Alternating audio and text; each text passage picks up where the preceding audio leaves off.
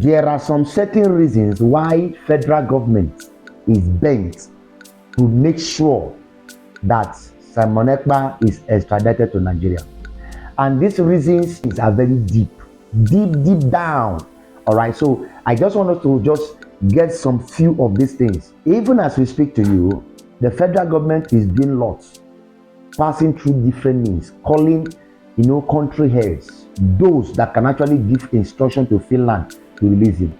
They are working assiduously to make sure that there is an external executive order by influence that can influence those in authority to make sure that they bring him back to Nigeria. But the question is, why are they so serious to bring Simon Ekpa more than the way they are serious, to handle corruption, to handle politicians that are carrying money, to handle many things that are happening?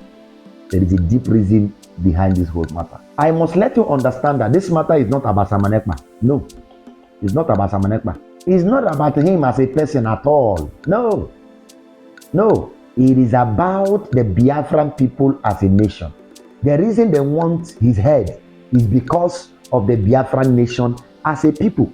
The same reason why they want Simon Ekpa's head now is the same reason why they declared war on Ojukwu at that time. A war that lasted over 3 years. It's the same reason. The reason they want Simon Ekpa now, the reason you are seeing different armored cars in the eastern part of Nigeria, the reason you are seeing bombs everywhere. They are bombing villages, bombing different people's houses, bombing different things, using warplane, flying around the eastern part of, the Nigeria, which is the Biafra land and territory. The reason this whole thing is happening is the same reason why the war, the Biafran Nigerian war, which was a genocide against the Biafran people, was declared against Ojukwu and the Biafran people at that time. This is the same reason why they also tag IPOB as a terrorist group, even when the group is recognized internationally as a non-terrorist group. It's the same reason why federal government tagged them a terrorist group. Do you know what it means when they tag IPOB a terrorist group? It means that every single Biafran, because IPOB means indigenous people of Biafra, they understand the meaning and the abbreviation.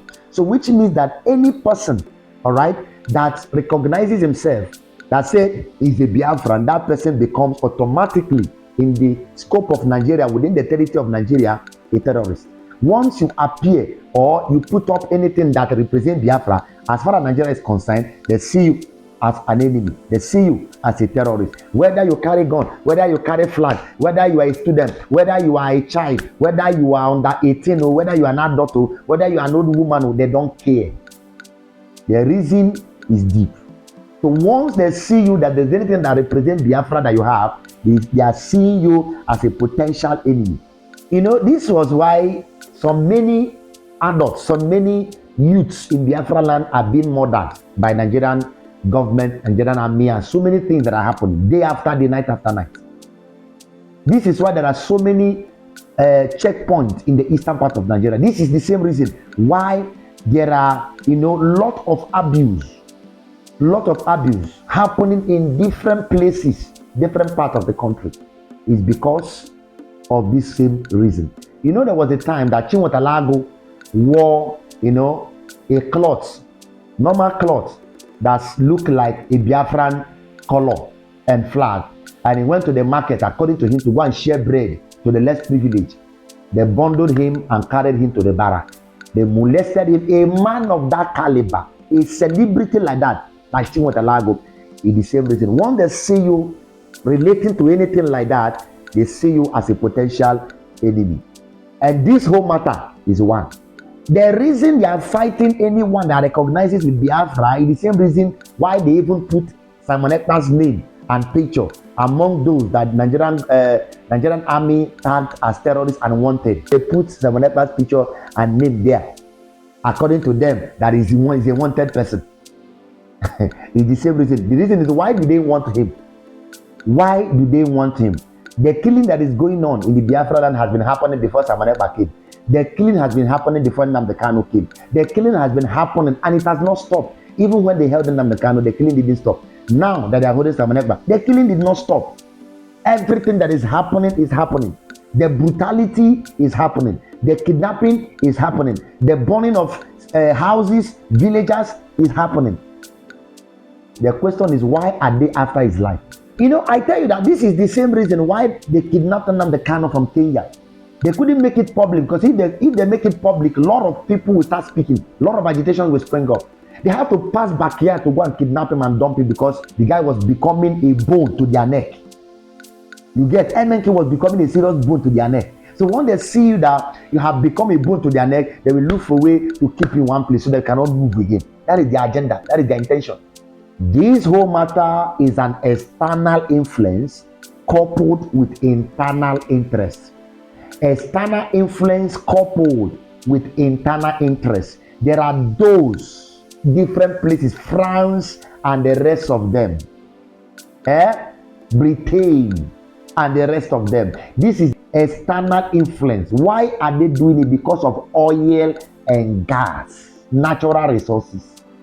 That is why they can put pipe from somewhere in Igbo land straight to any country, no matter how far it is, but they cannot do road.